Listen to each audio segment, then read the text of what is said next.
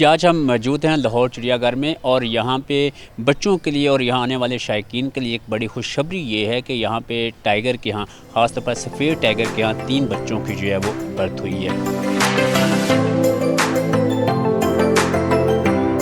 कितने अरसे के बाद ये बर्थ हुई है बच्चों की, नौज़ायदा टाइगर के इन बच्चों की सेहत कैसी है, इनकी किस तरह परवरिश की जा रही है, इस पर हम बात करेंगे डॉक्टर वर्दा से।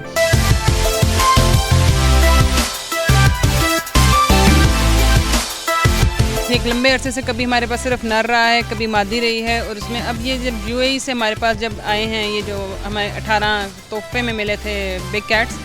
तो उसमें से एक पेयर ने जो है ना अब ब्रीड किया है और हमारे पास इस टाइम पे 3 कब्ज़ मौजूद हैं। ये बताइए कि बहुत से लोग जो है ना वो कॉमनली शेर में और टाइगर में फ़र्क जो है वो नहीं समझते, वो कि एक ही फैमिली से ताल्लुक़ रखते हैं, लेकिन दोनों में फ़र्क क्या होता है? ख़ास तौर पर वाइट टाइगर में क्या कोई अलग से कोई नस्ल है या इनके जीन्स में कोई चेंजिंग आती है? जिसमें यह है कि शेर आपका है जो ब्राउन कलर में सिंपल है, जिसके ऊपर कोई धारी नहीं है, कोई स्पॉट्स नहीं है,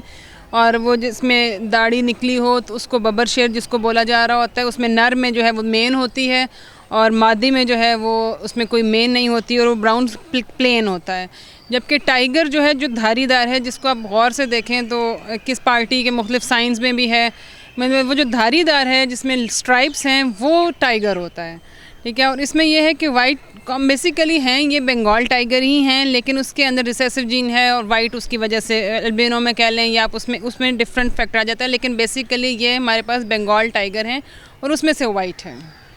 नए मेहमान आपके पास हैं, इनकी इस वक्त सेहत कैसी है और इनको मदर फीड का वो कर रही हैं या आप उनको जो हैंड केयर कर रहे हैं? जी, जब ये हमारे पास बच्चे आए थे तो इनको हमने मॉनिटर किया था, सीसीटीवी के अंदर हमारे पास थे, उसमें हमने चेक किया कि 1 से 1.5 दिन तक तो मदर ने इसको अटेंड किया था, लेकिन उसके बाद मदर ने इनको अटेंड नहीं किया और उसमें जो है फिर हमने इनको अलग किया और अब उनको सेपरेट करके उनको प्रॉपर्ली फ़ीड कर रहे हैं। और जब फ़ीड करते हैं तो उसके अंदर कुछ चीज़ों का बहुत ख्याल रखा जा रहा होता है। एक तो इन्वायरमेंट उस जगह का ना ज़्यादा गर्म हो ना ज़्यादा ठंडा हो, और इसी तरह से फ़ीडिंग जो है उसको 6 से 7 टाइम के अंदर दिन में डिवाइड किया जाता है, हर 3 से 4 घंटे के बाद फ़ीड किया जा रहा होता है। उसके अंदर प्रॉपर्ली मॉनिटर किया जा रहा होता है कि जो कब है वो प्रॉपर्ली डेफिकेट कर रहा हो, यूरिनेट कर रहा हो, कहीं डलनेस ना हो उसके अंदर, तो इन सारी चीज़ों का साथ साथ ख्याल रखा जाता है।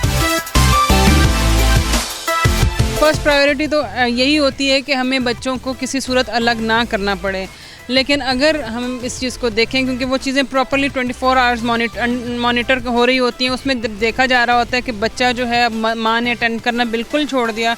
तो उस टाइम पे फिर हमें हमारी मजबूरी होती है, हमें सेकंड ऑप्शन के अंदर हमें इसको उठाना पड़ता है। और उसमें फिर ये है कि हम लोगों को वो फार्मूला मिल्क देने पड़ते हैं, उसकी सप्लीमेंटेशन अलग करनी पड़ती है। तो बेहतर तो यही है कि मदर जो है वो बच्चों को अटेंड किया करे और उनके साथ रहे। बहुत सारे फैक्टर्स हैं जिनकी बेस के ऊपर माँ जो है वो बच्चों को छोड़ देती है। एक तो वजह ये भी है कि उस बच्चा कोई कमज़ोर है, कोई उसके अंदर डिफेक्ट है, जो मदर ने स्मेल कर लिया, उसने सेंस किया और उसके बाद उसको नहीं अटेंड किया, या फिर उसमें ये भी फैक्टर आता है कि अगर माँ डर गई है, उसकी अटेंशन डाइवर्ट हो गई है, वो दोबारा बच्चों को नहीं, उसने ह्यूमन फैक्टर आ गया तो भी उनको छोड़ देती है। लायंस में या टाइगर्स में ऐसा होता है कि अगर बच्चे कमज़ोर हों, उनको मदर एक्सेप्ट नहीं करती, तो मेल या फीमेल उन दोनों में से कोई अपने बच्चों को खुद ही खा जाए? टाइगर्स के अंदर ये बहुत ज़्यादा है कि वो अपने बच्चों को हंट करता है, उनका शिकार कर लेता है, उनको खा लेता है, लेकिन मदर के अंदर भी ये चीज़ें देखी गई हैं कि उन्होंने भी अपने बच्चों को खुद खाया है, मार दिया है, मार के छोड़ दिया है, ऊपर बैठ गई हैं, मतलब इस तरह की चीज़ें एनिमल्स के अंदर रिकॉर्डेड हैं। इसकी क्या वजह होती है? क्या उनके अंदर कोई किसी नफ्सियाती बीमारी का या किसी की वजह होती है या इसमें उनका बिहेवियर ही ऐसा है? कुछ बिहेवियल चीज़ें होती हैं, कुछ ये है कि वो स्ट्रेस फैक्टर होते हैं, कुछ उस तरह है कि हमने रिकॉर्ड में देखा कि जनाब